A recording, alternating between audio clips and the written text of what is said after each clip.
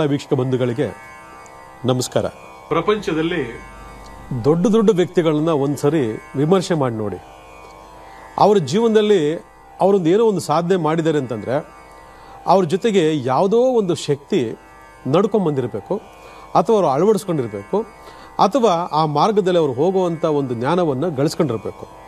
ಇದು ಯಾವುದೂ ಇಲ್ಲಾಂದರೆ ಯಾರೂ ದೊಡ್ಡ ವ್ಯಕ್ತಿ ಆಗೋಕ್ಕೆ ಸಾಧ್ಯನೇ ಇಲ್ಲ. ಇದರ ಅರ್ಥ ಏನಪ್ಪ ಅಂತಂದರೆ, ದೊಡ್ಡ ದೊಡ್ಡ ಸೆಲೆಬ್ರಿಟಿಗಳಾಗಿರ್ಬೋದು, ವಿಜ್ಞಾನಿಗಳಾಗಿರ್ಬೋದು, ಸೈಂಟಿಸ್ಟ್ಗಳಾಗಿರ್ಬೋದು, ಅಥವಾ ದೊಡ್ಡ ದೊಡ್ಡ ಮಂತ್ರಿಗಳಾಗಿರ್ಬೋದು, ಯಾರೇ ಆಗಿರಲಿ, ಅವ್ರ ಕೈಯಲ್ಲಿ ಯಾವುದಾದ್ರೂ ಒಂದಲ್ಲ ಒಂದು ರತ್ನವನ್ನು ನೀವು ನೋಡಲಿಕ್ಕೆ ಸಾಧ್ಯ ಉಂಟು. ಒಂದ್ಸರಿ ಚೆಕ್ ಮಾಡ್ಕೊಳ್ಳಿ. ಎಲ್ಲರಲ್ಲೂ ಇದೆ, ಎಲ್ಲರಲ್ಲೂ ಒಂದಲ್ಲ ಒಂದು ಹಾಕಿರ್ತಾರೆ. ಅಲ್ಲಿಗೆ ಅವರ ಆ ರೀತಿಯಾದಂಥ ಒಂದು ಉತ್ತುಂಗ ಸ್ಥಾನಕ್ಕೆ ಹೋಗೋದಕ್ಕೆ ಆ ಜೆಮ್ ಸ್ಟೋನ್ ಅಥವಾ ಆ ರತ್ನ ಧಾರಣೆಯು ಒಂದು ಕಾರಣ ಅಂತಂದರೆ, ಇವತ್ತಿನ ಪ್ರಪಂಚದಲ್ಲಿ ಅದು ನಾವು ನಂಬಲೇಬೇಕು. ಯಾಕಂದರೆ ಪ್ರತಿಯೊಬ್ಬ ಮನುಷ್ಯನೂ ಕೂಡ ಒಂದು ಆಹಾರದಲ್ಲಿ ವಿಟಮಿನ್ಸ್ಗಳು ಹೇಗೆ ಬೇಕೋ, ಪರ್ಯಾಯವಾದಂತಹ ಒಂದು ಶಕ್ತಿ ಅವರಿಗೆ ಹೇಗೆ ಬೇಕೋ, ಅದೇ ರೀತಿ ನಾವು ನಮ್ಮ ಜೀವನದಲ್ಲಿರತಕ್ಕಂತಹ ಒಂದು ಸಾಧನೆಗೆ ಸಪೋರ್ಟಿವ್ ಆಗಿ ಅಥವಾ ಶಕ್ತಿದಾಯಕವಾಗಿ ನಾವು ಯಾವುದಾದ್ರೂ ಒಂದು ರತ್ನಧಾರಣೆಯನ್ನು ಮಾಡ್ಕೊಳ್ತಕ್ಕಂಥದ್ದು ಇವತ್ತಿನ ಕಾಲಮಾನದಲ್ಲಿ ಬಹಳ ಮುಖ್ಯವಾಗಿರ್ತಕ್ಕಂಥದ್ದು. ಆಗಿದ್ದಾಗ ಎಲ್ಲರೂ ಎಲ್ಲ ರತ್ನವನ್ನು ಧಾರಣೆ ಮಾಡಬೇಕಾ ಅಥವಾ ಎಲ್ಲವನ್ನೂ ಗಳಿಸ್ಕೊಳ್ಬೋದಾ ಅಂತಂದರೆ ಅದು ಖಂಡಿತ ಸಾಧ್ಯ ಇಲ್ಲ. ಅದಕ್ಕೆ ರತ್ನಶಾಸ್ತ್ರ ಅಂತಕ್ಕಂತಹ ಈ ಜ್ಞಾನೋದಯವನ್ನು ನಾವು ಅರಿತುಕೊಂಡಾಗ ಮಾತ್ರನೇ ಯಾರಿಗೆ ಅದೃಷ್ಟ, ಯಾರಿಗೆ ದುರದೃಷ್ಟ, ಯಾವ ರತ್ನ ಯಾರಿಗೆ ಅದೃಷ್ಟ, ಯಾವ ರತ್ನ ಯಾರಿಗೆ ದುರದೃಷ್ಟ ಅಂತಕ್ಕಂಥದ್ದು ಬಗ್ಗೆ ನಾವೊಂದು ಅಲ್ಪ ಧ್ಯಾನವನ್ನು ತಿಳ್ಕೊಂಡು ಆ ಮಾರ್ಗದಲ್ಲಿ ನಾವು ಹೋಗ್ತಿದ್ದಾಗ ನಾವು ಕೂಡ ಎಲ್ಲರಂತೆ ಕೂಡ ನಾವು ಕೂಡ ಸಾಧಕರಾಗ್ಬೋದು. ನಮ್ಮ ಸಾಧನೆಗೆ ಅದು ಒಂದು ಅದ್ಭುತವಾಗಿರ್ತಕ್ಕಂಥ ಶಕ್ತಿ ಅಥವಾ ಟಾನಿಕ್ ಆಗ್ಬೋದು ಅಂತೇಳಿ ಇವತ್ತು ನಮ್ಮ ಕಾರ್ಯಕ್ರಮ ಮುಖಾಂತರ ನಾವು ಈಗಾಗಲೇ 3 ದಿನಗಳಿಂದ ನಾವು ಮಾತಾಡ್ತಾನೆ ಇದ್ದೀವಿ. ಅಲ್ಲಿಗೆ ಇವತ್ತು ಯಾವುದೇ ಆದಂಥ ಒಂದು ರತ್ನಧಾರಣೆ ಮಾಡ್ಕೋಬೇಕು ಅಂದಾಗ ಇವತ್ತು ನಾವು ಹೇಳ್ಕೊಡ್ತಕ್ಕಂಥ ಈ ಮಾನದಂಡಗಳನ್ನು ಅಳವಡಿಸ್ಕೊಂಡಿದ್ದೇ ಆದಲ್ಲಿ ಯಾವತ್ತು ಎಲ್ಲೂ ಯಾರು ಯಾಮರುವಂಥ ಒಂದು ಅಥವಾ ಮೋಸ ಹೋಗ್ತಕ್ಕಂತಹ ಒಂದು ವಿಚಾರ ಬರೋದೇ ಇಲ್ಲ, ಅಂಥ ಸಂದರ್ಭ ಬರೋದೇ ಇಲ್ಲ ನಿಮಗೆ. ಆದ್ದರಿಂದ ಇವತ್ತು ಒಂದೊಂದೇ ರತ್ನಗಳ ಬಗ್ಗೆ ನಾವು ಮಾತಾಡಿದ್ದೀವಿ ಹಿಂದಿನ ವಾರಗಳಲ್ಲಿ. ಇವತ್ತು ಗೋಮೇಧಿಕ ಬಗ್ಗೆ ಮಾತಾಡೋಣ. ಗೋಮೇಧಿಕ ಅಂತಕ್ಕಂಥ ರತ್ನ ಬಂದು ರಾಹುವಿನ ರತ್ನ. ಇವತ್ತು ಬರ್ತ್ ನಂಬರ್ 6, ಫ್ಯೂಚರ್ ನಂಬರ್ 4. ಅಲ್ಲಿಗೆ ರಾಹು ಅಂತಕ್ಕಂಥ ಈ ಕಾಂಬಿನೇಷನ್ಸು ಇವತ್ತು ಸೆಕೆಂಡ್ ಹಾಫಲ್ಲಿ ಬಂದಿರೋದ್ರಿಂದ ರಾಹುಗೆ ಸಂಬಂಧಪಟ್ಟ ರತ್ನಧಾರಣೆಯನ್ನು ಮಾಡ್ಕೋಬೇಕಂತಕ್ಕಂಥ ಪ್ರಶ್ನೆ ಭಾಳಷ್ಟು ಜನರಲ್ಲಿ ಇರ್ತದೆ. ಆದರೆ ನಾನು ಪ್ರತಿ ಕಾರ್ಯಕ್ರಮ ಕೂಡ ಹೇಳ್ತಕ್ಕಂಥ ಒಂದು ವಿಚಾರ ಅಂದರೆ, ಯಾವುದೇ ಒಂದು ರತ್ನಧಾರಣೆಯನ್ನು ಮಾಡ್ಕೊಳ್ಳೋದಕ್ಕಿಂತ ಮುಂಚೆ ಆ ಗ್ರಹಕ್ಕೆ ಸಂಬಂಧಪಟ್ಟ ಯಾವುದಾದ್ರೂ ದೋಷಗಳಿಂದ ನಾವು ಹುಟ್ಟಿದ್ದೀವಾ ಅಥವಾ ನಮ್ಮಲ್ಲಿ ಆ ಸಮಸ್ಯೆ ಬಂದಿದೆಯಾ ಅನ್ನೋದ್ರ ಬಗ್ಗೆ ನಾವು ಹೆಚ್ಚು ಕೂಲಂಕಷವಾದಂಥ ಒಂದು ವಿಚಾರವನ್ನು ನೋಡ್ಕೋಬೇಕು. ನಾವು ದೋಷಯುಕ್ತವಾದಂತಹ ಗ್ರಹದಲ್ಲಿ ಹುಟ್ಟಿದ್ದು ಆ ಗ್ರಹಕ್ಕೆ ಸಂಬಂಧಪಟ್ಟ ರತ್ನವನ್ನು ಧಾರಣೆ ಮಾಡ್ಕೊಂಡಾಗ ನಮಗೆ ಆ ದೋಷಯುಕ್ತವಾಗಿರ್ತಕ್ಕಂಥ ಗ್ರಹದ ದೋಷ ರತ್ನ ಧಾರಣೆಯಿಂದ ಮತ್ತಷ್ಟು ಅದು ಜಾಸ್ತಿ ಆಗ್ತಕ್ಕಂಥ ಸಂಭವ ಇರ್ತದೆ. ಇದನ್ನು ಬಹಳ ಚೆನ್ನಾಗಿ ನೋಟ್ ಮಾಡ್ಕೊಳ್ಳಿ. ಯಾಕಂದರೆ ಇವತ್ತು ರಾಹು ದೇಶ ನಡೀತಾ ಇದೆಯಾ, ಹಾಕೊಳ್ಳಪ್ಪ ಗೋಮೇಧಿಕ ಅಂತೇಳಿ ಕೊಟ್ಬಿಡ್ತಾರೆ. ಅದು ಗೋಮೇಧ ತೊಗೊಂಡು ಏನು ಮಾಡ್ತಾರೆ, ಮಿಡ್ಲ್ ಫಿಂಗರ್ಗೆ ಹಾಕ್ಬಿಡ್ತಾರೆ. ನೋಡಿ, ಭಾಳಷ್ಟು ಕಾರ್ಯಕ್ರಮ ಹೇಳಿದ್ದೀನಿ, ಈ 5 ಬೆರಳುಗಳಲ್ಲೂ ಕೂಡ 5 ಗ್ರಹಗಳ ತತ್ವ ಇದೆ, 5 ಗ್ರಹಗಳ ಸ್ಥಾನ ಇದೆ ಅಂತೇಳಿ. ಅಲ್ಲಿಗೆ 5 ಗ್ರಹಗಳ ಸ್ಥಾನ ತಗೊಂಡಾಗ ಮಿಡ್ಲ್ ಫಿಂಗರ್ ಬಂದು ಯಾವುದು, ಶನಿ ಬೆರಳು. ಅಲ್ಲಿಗೆ ಶನಿ ಬೆರಳಿಗೆ ಗೋಮೇಧಿಕ ರತ್ನವನ್ನು ಧಾರಣೆ ಮಾಡ್ಕೊಳ್ತಕ್ಕಂಥದ್ದು ಎಷ್ಟು ಮಟ್ಟಿಗೆ ಸರಿ ಅನ್ನೋದ್ರ ಬಗ್ಗೆ ಒಂದು ಸ್ವಲ್ಪ ವಿಮರ್ಶೆ ಮಾಡಿ ಇವಾಗ ಹೇಳ್ಕೊಡ್ತಕ್ಕಂಥ ಒಂದು ಪಾಯಿಂಟಿಂದ ಶನಿಗೆ ರಾಹುಗೆ ಆಗ್ಬರೋದಿಲ್ಲ. ಅಲ್ಲಿಗೆ ಜ್ಯೋತಿಷ್ ಶಾಸ್ತ್ರ ಏನು ಹೇಳ್ತೀವಿ ಅಂದರೆ, ಶನಿವತ್ ರಾಹು ಅಥವಾ ರಾಹುವತ್ ಶನಿ ಅಂತ ನಾವು ಕೂಡ ಹೇಳ್ತೀವಿ. ಹೇಗೆ ಕುಜವತ್ ಕೇತು, ಕೇತುವತ್ ಕುಜ ಅಂತ ಹೇಳ್ತೀವೋ ಹಾಗೆಯೇ ಶನಿವತ್ ರಾಹು, ರಾಹುವತ್ ಶನಿ ಅಂತ ಹೇಳ್ತೀವಿ. ನಮ್ಮ ನ್ಯೂಮರಾಲಜಿ ಕೂಡ ತಗೊಂಡಾಗ 4 ಅಂದರೆ ರಾಹು, 4 + 4 ಅಂದರೆ ಎಷ್ಟು, 8. ಅಲ್ಲಿಗೆ 8 ಅಂದರೆ ಯಾರು, ಶನಿ. ಆಯಿತಾ? ಅಂದರೆ ರಾಹುವತ್ ಶನಿ ಅಂದ ತಕ್ಷಣ ಈ ಬೆರಳಿಗೆ ಅವನು ಹಾಕಿದ್ದು ಅಂತಂದರೆ ಅಲ್ಲಿಗೆ ಮಿತ್ರತ್ವ ಅಂತ ನೀವೇ ಕನ್ಸಿಡರ್ ಮಾಡ್ತೀರಿ. ಇದು ಪಾಯಿಂಟು. ಅದು ಮಿತ್ರತ್ವ ಅಲ್ಲ, ಶತ್ರುತ್ವ. ಅಲ್ಲಿಗೆ ರಾಹುವಿನ ಒಂದು ಡಬಲ್ ಎನರ್ಜಿನೇ ಶನಿ ದೇವರು ಅಂತ ಅಂದಾದಾಗ ಆ ಶನಿ ದೇವ್ರ ಬೆರಳಿಗೆ ಮತ್ತೆ ನೀವು ರಾಹುವನ್ನು ತಂದು ಕೂರಿಸ್ಕೊಳ್ತಕ್ಕಂಥದ್ದು ಎಷ್ಟು ಮಟ್ಟಿಗೆ ಕರೆಕ್ಟಾಗಿದೆ ಅನ್ನೋದ್ರ ಬಗ್ಗೆ ಎಷ್ಟು ಜನ ಇವತ್ತು ಈ ಮಿಡ್ಲ್ ಫಿಂಗರ್ಗೆ ಗೋಮೇಧಿಗೆ ಹಾಕೊಂಡಿದ್ದೀರಾ ಅವರೆಲ್ಲ ಕೂತ್ಕೊಂಡು ಯೋಚನೆ ಮಾಡಿ. ಇದು ರಾಂಗ್ ಪ್ರಿಡಿಕ್ಷನ್, ರಾಂಗ್ ಗೈಡೆನ್ಸು. ಯಾಕಂದರೆ ಅರ್ಧಂಬರ್ಧ ತಿಳ್ಕೊಂಡು ಅರ್ಧಂಬರ್ಧ ಮಾಡಿಕೊಂಡು ನಾವು ಮಿಸ್ಗೈಡ್ ಆದಾಗ ಪಾಪ ಗೊತ್ತಿರತಕ್ಕಂಥ ಮುಗ್ಧ ಜನ ಮತ್ತಷ್ಟು ಸಮಸ್ಯೆಗಳಿಗೆ ಸಿಕ್ಕಾಕೊಳ್ತಕ್ಕಂತಹ ಈ ಒಂದು ರತ್ನ ನಾವು ಮಿಡ್ಲ್ ಫಿಂಗರ್ಗೆ ಧಾರಣೆ ಮಾಡ್ಕೊಂಡಾಗ ಏನಾಗ್ತದೆ, ಮತ್ತಷ್ಟು ಮಗದಷ್ಟು ಏನಾಗುತ್ತೆ, ಜಾಸ್ತಿ ಪ್ರಾಬ್ಲಮ್ ಕೊಡ್ತದೆ. ಯಾಕಂದರೆ ಶನಿ ರಾಹುಗೆ ಆಗಲ್ಲ. ನಾವು ಶನಿ ಬೆರಳು ತೊಗೊಂಡೋಗಿ ಗೋಮೇಧಿಕ ಹಾಕೊಂಡ್ರೆ ರಾಹು ಶನಿನ ನಾವೇ ವೈರತ್ವ ಮಾಡ್ದಂಗೆ ಆಯಿತು. ಈ ರೀತಿ ಯಾರು ನಿಮಗೆ ಬಿಡಿಸಿ ಹೇಳಲ್ಲ, ಯಾರಿಗೂ ಇದ್ರ ಬಗ್ಗೆ ನಾಲೆಡ್ಜ್ ಇಲ್ಲ, ಹಾಕೊಂಬಿಡಿ ಮಿಡ್ಲ್ ಫಿಂಗರ್ಗೆ ಅಂತ ಹಾಕೊಂಡ್ಬಿಡ್ತಾರೆ. ಈ ಯಾವುದೇ ರತ್ನವನ್ನು ಧಾರಣೆ ಮಾಡೋಕ್ಕಿಂತ ಮುಂಚೆ ಆ ಗ್ರಹ ಸಂಬಂಧಪಟ್ಟಂಥ ದೋಷಗಳು ನಮ್ಮ ಜಾತಕದಲ್ಲಿ ಇದೆಯಾ ಅನ್ನೋದ್ರ ಬಗ್ಗೆ ಬಹಳ ಕೂಲಂಕುಷವಾಗಿ ಜಾತಕ ವಿಮರ್ಶೆ ಮಾಡೋ ಮುಖಾಂತರ ತಿಳ್ಕೊಂಡು ಆ ದೋಷವನ್ನು ಪರಿವರ್ತನೆ ಮಾಡಿಕೊಂಡು ಅದು ಪಾಸಿಟಿವ್ ಆಗಿ ನಮಗೆ ಕನ್ವರ್ಟ್ ಆದಮೇಲೆ, ಅಂದರೆ ನೆಗೆಟಿವ್ ಆಗಿರುತ್ತೆ, ದೋಷ ಅಂದರೆ ನೆಗೆಟಿವ್ ಆಗಿರುತ್ತೆ, ಅದು ಪರಿಹಾರ ಮಾಡ್ಕೊಂಡಾದ್ಮೇಲೆ ಪಾಸಿಟಿವ್ ಆಗಿ ಕನ್ವರ್ಟ್ ಆಗ್ತದೆ. ಆ ಪಾಸಿಟಿವ್ ಆಗಿ ಕನ್ವರ್ಟ್ ಆದಮೇಲೆ ಆ ರತ್ನಧಾರಣೆ ನಮಗೆ ಸೂಟಬಲ್ ಇದೆಯಾ ಇಲ್ಲವೋ ಅನ್ನೋದ್ರ ಬಗ್ಗೆ ನಾವು ಮತ್ತೊಮ್ಮೆ ಕೂಲಂಕುಷವಾಗಿ ಚೆಕ್ ಮಾಡಿ ಆಮೇಲೆ ಸೂಟಬಲ್ ಆಗಿರ್ತಕ್ಕಂತಹ ಬೆರಳಿಗೆ ನಾವು ಧಾರಣೆಯನ್ನು ಮಾಡ್ಕೋಬೇಕು. ನಮ್ಮಲ್ಲಿ ಆ ವಿಧಾನ ಇಲ್ಲ. ಅದರಿಂದ ಇವತ್ತು ಭಾಳ ಜನ ರಾಹು ದೇಶ ಬಂದಾಗ ಗೋಮೇಧಿಕವನ್ನು ವೇರ್ ಮಾಡಿಕೊಂಡು ತುಂಬ ಪ್ರಾಬ್ಲಮ್ಗಳನ್ನ ಫೇಸ್ ಮಾಡ್ತಿದ್ದಾರೆ. ಗೋಮೇಧಿಕ ರತ್ನ ಅಂತಕ್ಕಂಥದ್ದು ರಾಹುವಿನ ರತ್ನ. ರಾಹುವಿನ ರತ್ನ ಅಂದ ತಕ್ಷಣ ನಮಗೆ ರಾಹು ದಶೆ ಶುರುವಾಗಿದೆ ಅಂತೇಳಿ ನಾವು ವೇರ್ ಮಾಡ್ಕೊಳ್ತಕ್ಕಂಥದ್ದು ಯಾವುದೇ ಕಾರಣಕ್ಕೂ ಒಳ್ಳೆಯದಲ್ಲ. ಇಲ್ಲಿ ವಿಶೇಷವಾಗಿ ರಾಹು ಅಂತಕ್ಕಂತಹ ಒಂದು ಲೆಕ್ಕಾಚಾರಗಳು ಜಾತಕದ ಅಧೀನದಲ್ಲಿ ಪಾಸಿಟಿವ್ ಆಗಿದೆಯಾ ನೆಗೆಟಿವ್ ಆಗಿದೆಯಾ ಅನ್ನೋದ್ರ ಬಗ್ಗೆ ಮೊದಲು ನಾವು ವಿಚಾರ ವಿಮರ್ಶೆಗಳನ್ನ ಮಾಡ್ಕೋಬೇಕು. ಅದು ನೆಗೆಟಿವ್ ಆಗಿತ್ತು ಅಂತಂದಾಗ ಆ ರತ್ನವನ್ನು ಧಾರಣೆ ಮಾಡ್ಕೊಂಡಾಗ ಅಥವಾ ಆ ಗ್ರಹಕ್ಕೆ ಸಂಬಂಧಪಟ್ಟ ರತ್ನವನ್ನು ಧಾರಣೆ ಮಾಡ್ಕೊಂಡಾಗ ಅದು ಮತ್ತಷ್ಟು ನೆಗೆಟಿವ್ ಆಗಿ ಕೆಲಸ ಮಾಡ್ತಕ್ಕಂಥ ಸಂಭವಗಳು ತುಂಬ ಹೆಚ್ಚಾಗಿರ್ತದೆ. ಯಾಕಂದರೆ ಇಡೀ ಮನುಷ್ಯನಿಗೆ ಬರ್ತಕ್ಕಂಥ ಜನ್ಮದೋಷಗಳಲ್ಲಿ ನಾಗದೋಷ ಅಂತಕ್ಕಂಥದ್ದು ಬಹಳ ಭಯಂಕರವಾಗಿರ್ತಕ್ಕಂಥದ್ದು, ಬಹಳ ಕೆಟ್ಟದಾಗಿರ್ತಕ್ಕಂಥದ್ದು. ಇವತ್ತು ನಾನಾ ರೀತಿಯಾಗಿರ್ತಕ್ಕಂಥ ಸಮಸ್ಯೆಗಳನ್ನು ಆ ನಾಗದೋಷ ಅಂತಕ್ಕಂಥ ತಂದುಕೊಡ್ತದೆ. ಅಲ್ಲಿಗೆ ನಾಗದೋಷಕ್ಕೂ ಗೋಮೇಧಕ್ಕೂ ಸಂಬಂಧ ಅಂತ ತಗೊಂಡಾಗ ಅಲ್ಲಿ ರಾಹುವಿನ ಪ್ರಭೇದ ನಾವು ಬಹಳ ಮುಖ್ಯವಾಗಿ ನೋಡ್ಕೊಳ್ತಕ್ಕಂಥದ್ದು ನಮ್ಮ ಜಾತಕದಲ್ಲಿ ಬರ್ತ್ ನಂಬರ್ಲಿದೆಯಾ ಫ್ಯೂಚರ್ ನಂಬರ್ಲಿದೆಯಾ ಅನ್ನೋದ್ರ ಬಗ್ಗೆ ನಾವು ತಿಳ್ಕೊಳ್ತಕ್ಕಂಥದ್ದು ಭಾಳ ಮುಖ್ಯ. ಇವತ್ತು ಬರ್ತ್ ನಂಬರ್ 6 ಫ್ಯೂಚರ್ ನಂಬರ್ 4 ಅಂದ ತಕ್ಷಣ ರಾಹು ನಮ್ಮ ಒಂದು 12 ರಾಶಿಗಳ ಭಾವದಲ್ಲಿ ಯಾವ ಮನೇಲಿ ಕೂತ್ಕೊಂಡಿದ್ದಾನೆ ಅನ್ನೋದು ಆಧಾರವಾಗಿ ನೋಡ್ಕೋಬೇಕು. ಈಗ ಎಕ್ಸಾಂಪಲ್ ತಗೊಂಡಾಗ ಇವತ್ತಿನ ಒಂದು ಕುಂಡ್ಲಿ ತಗೊಂಡಾಗ ಋಷಭದಲ್ಲಿ ಏನು ಮಾಡ್ತಾನೆ, ರಾಹು ಉಚ್ಚವಾಗಿರ್ತಾನೆ, ಅಂದರೆ ಪಾಸಿಟಿವ್ ಆಗಿರ್ತಾನೆ. ಅಲ್ಲಿಗೆ ವೃಷಭ ರಾಶಿಗೆ ರಾಹು ಬಂದಾಗ ಜಾತಕದಲ್ಲಿ ರಾಹುವಿನ ದೋಷ ಇಲ್ಲದೇ ಇದ್ದಾಗ ನೀವು ಗೋಮೇಧಿಕವನ್ನು ವೇರ್ ಮಾಡಿಕೊಂಡ್ರೆ ಅದ್ಭುತವಾಗಿರ್ತಕ್ಕಂಥ ಫಲಿತಗಳನ್ನು ಕಾಣ್ತೀರಿ. ರಾಹು ಅಂದ್ರೇನು, ದಿಢೀರ್ನ ಸಂಪತ್ತನ್ನು ಕೊಡ್ತಕ್ಕಂಥನು, ದಿಢೀರ್ ಲಾಟ್ರಿ ಹೊಡಿತಕ್ಕಂಥನು, ದಿಢೀರ್ನ ಆಸ್ತಿ ಬರ್ತಕ್ಕಂಥದ್ದು, ದಿಢೀರ್ನ ಹಣ ಬರ್ತಕ್ಕಂಥದ್ದು, ದಿಢೀರ್ ಗೋಲ್ಡ್ ಬರ್ತಕ್ಕಂಥದ್ದು, ದಿಢೀರ್ನ ಸ್ಥಾನ ಬರ್ತಕ್ಕಂಥದ್ದು, ಇವೆಲ್ಲ ಅನ್ಎಕ್ಸ್ಪೆಕ್ಟೆಡ್, ಗೊತ್ತೇ ಇರಲ್ಲ ನಿಮಗೆ. ಇದು ಬರುತ್ತೆ ಅಂತ ನಾವು ಎಕ್ಸ್ಪೆಕ್ಟೇ ಮಾಡಿರಲಿಲ್ಲ, ದಿಢೀರ್ನ ಬಂದ್ಬಿಡುತ್ತೆ. ಎಲ್ಲ ಪ್ರತಿಯೊಂದು ಅಷ್ಟೇ, ಭೋಗ ಭಾಗ್ಯ ಎಲ್ಲವೂ ಕೂಡ ದಿಢೀರ್ನ ಕೊಟ್ಬಿಡ್ತಾನೆ ನಾವು. ಯಾರು? ರಾಹು. ಅದು ಯಾರಿಗೆ? ವೃಷಭ ರಾಶಿನಲ್ಲಿ ಯಾರ್ಯಾರು ಇದ್ದೀರಾ ಅವರೆಲ್ಲರೂ ಕೂಡ ರಾಹು ಬಂದ ಸಂದರ್ಭದಲ್ಲಿ ರಾಹು ದೋಷ ಇಲ್ಲದೇ ಇದ್ದಾಗ ಜ್ಞಾಪಕ ಇಟ್ಕೊಳ್ಳಿ.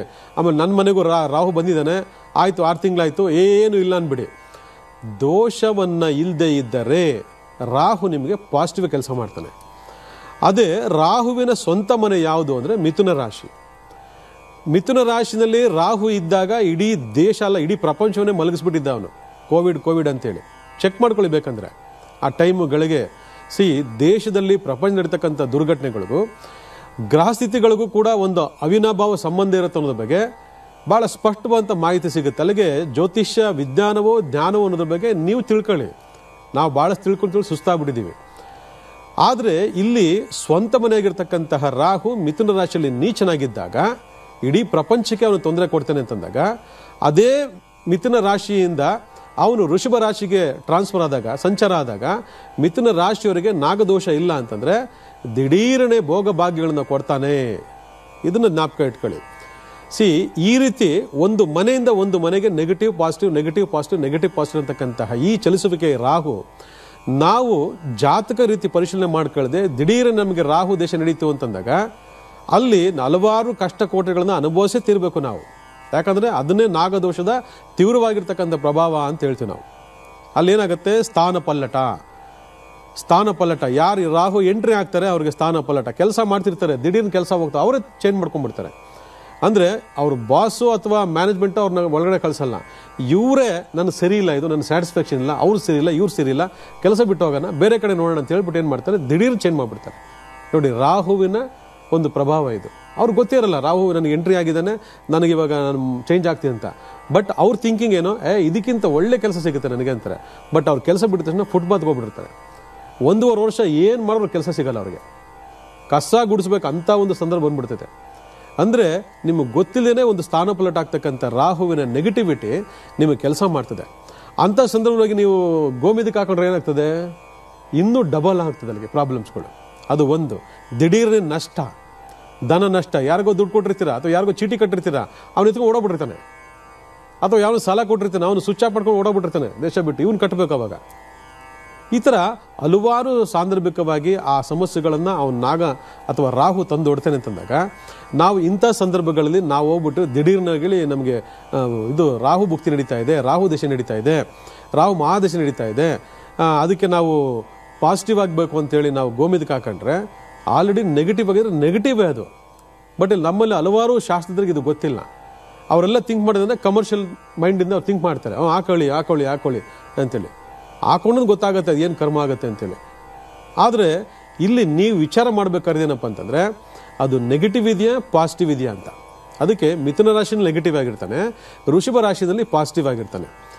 ಆಗ ಅದೇ ರೀತಿ ಬೇರೆ ಬೇರೆ ಮನೆಗಳಲ್ಲೂ ಕೂಡ ಅವನು ಪಾಸಿಟಿವ್ ಕನ್ವರ್ಟ್ ಆಗ್ತಾ ಇರ್ತಾನೆ.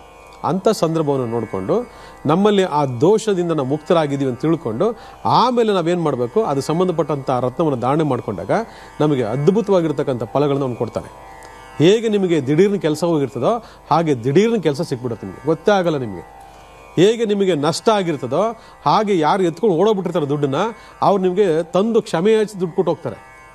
ಅವಾಗೇನೋ ನನ್ನ ಟೈಮ್ ಚೆನ್ನಾಗಿರಲಿಲ್ಲ, ನನ್ನ ಜ್ಞಾನ ಇರಲಿಲ್ಲ, ಮೋಸ ಮಾಡಿದೆ ಅಂತ ಫೀಲಿಂಗ್ ಇವಾಗ ಬರ್ತಾ ಇದೆ, ಅದಕ್ಕೆ ಏನೋ ಬಾಧೆ ಬಿದ್ದು ನೀನು ತಂದು ಕೊಡ್ತಾ ಇದ್ದೀನಿ ತಗೊಳಪ್ಪ ಅಂತ ಕೊಡ್ತಾನೆ. ಕೊಡ್ತಾ ಇರೋದು ಅವನಲ್ಲ, ಕೊಡಿಸ್ತಾರನೆ ಯಾರು, ಇವನೇ ಗೋಮಿದಿಕ.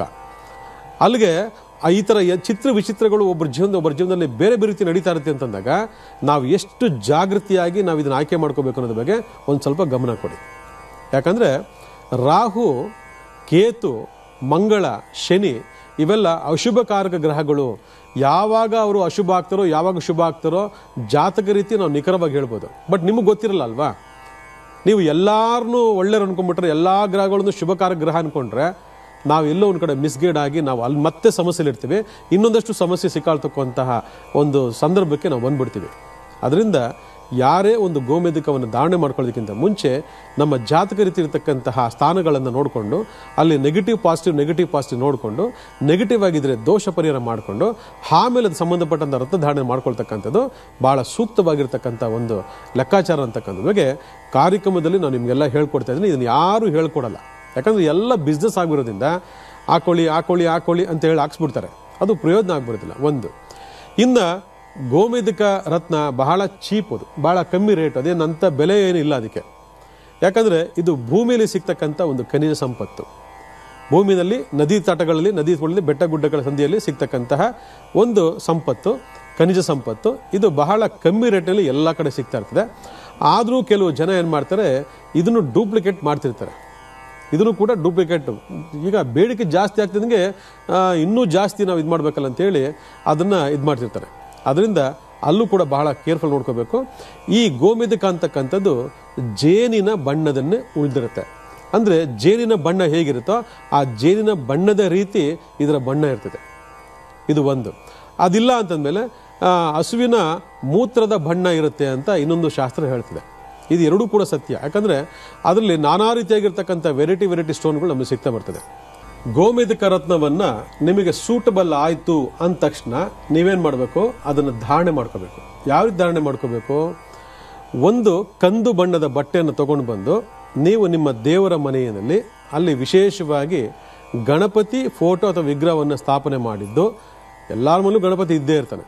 ಆ ಗಣಪತಿಯ ಮುಂದೆಗಡೆ ಕಂದು ಬಣ್ಣದ ಬಟ್ಟೆಯನ್ನು ಹಾಸಿ ಆ ಬಟ್ಟೆಯ ಮೇಲೆ ನೀವು ಗೋಮೇಧಿಕ ರತ್ನವನ್ನು ಇಟ್ಟು ನೀವು ವಿಶೇಷವಾಗಿ ಗರಿಕೆ ಮತ್ತು ಹಸಿರು ಗಂಧ ಮತ್ತು ಅಕ್ಷತೆಯನ್ನು ಹಾಕಿ ನೀವೇನು ಮಾಡಬೇಕು, ಅರ್ಚನೆಯನ್ನು ಮಾಡಬೇಕು. ಗಣಪತಿ ಅಷ್ಟೋತ್ತರ ಅಥವಾ ರಾಹುವಿನ ಅಷ್ಟೋತ್ತರ ಅಥವಾ ರಾಹುವಿನ ಮಂತ್ರ ಎಲ್ಲರೂ ಬರ್ಕೊಳ್ಳಿ. ಓಂ ರಂ ರಾಹುವೇ ನಮಃ ಅಂತಕ್ಕಂಥ, ಓಂ ರಂ ರಾಹುವೇ ನಮಃ ಅಂತಕ್ಕಂಥ ಮಂತ್ರದಿಂದ ನೀವು 108 ಅಥವಾ 1008 ಎಷ್ಟು ನಿಮ್ಮ ಕೆಪಾಸಿಟಿ ಇದೆಯೋ ಅಷ್ಟು ಶಕ್ತಿಯುತವಾಗಿ ನೀವು ಆ ಮಂತ್ರವನ್ನು ಧಾರಣೆ ಮಾಡಿ ಆ ಗೋಮೇಧಿಕ ರತ್ನಕ್ಕೆ ನೀವು ಅಕ್ಷತೆ ಗಂಧದಿಂದ ಅರ್ಚನೆಯನ್ನು ಮಾಡಿಕೊಂಡು ಪೂಜೆಯನ್ನು ಮಾಡಿ ಧೂಪ ದೀಪಾದಿಗಳನ್ನು ತೋರಿಸಿ ನೀವು ಪಾಯಸವನ್ನು ಅದಕ್ಕೆ ನೈವೇದ್ಯ ಮಾಡಬೇಕು. ನೋಡಿ, ಪಾಯಸ ಅಂತಕ್ಕಂಥದ್ದು ವೆರಿ ಇಂಪಾರ್ಟೆಂಟು. ಆ ಪಾಯಸ ನೈವೇದ್ಯವನ್ನು ಮಾಡಿ ನೀವೇನು ಮಾಡಬೇಕು, ಭಾನುವಾರ ಬೆಳಗ್ಗೆ ಸೂರ್ಯೋದಯ ಸಮಯದಲ್ಲಿ ಅಥವಾ ಶುಕ್ರವಾರ ಬೆಳಗ್ಗೆ ಸೂರ್ಯೋದಯ ಸಮಯದಲ್ಲಿ ಅಥವಾ ಸೋಮವಾರ ಬೆಳಗ್ಗೆ ಸೂರ್ಯೋದಯ ಸಮಯದಲ್ಲಿ ನೀವೇನು ಮಾಡಬೇಕು, ಗೋಮೇಧಿಕ ರತ್ನವನ್ನು ಧಾರಣೆ ಮಾಡ್ಕೋಬೇಕು.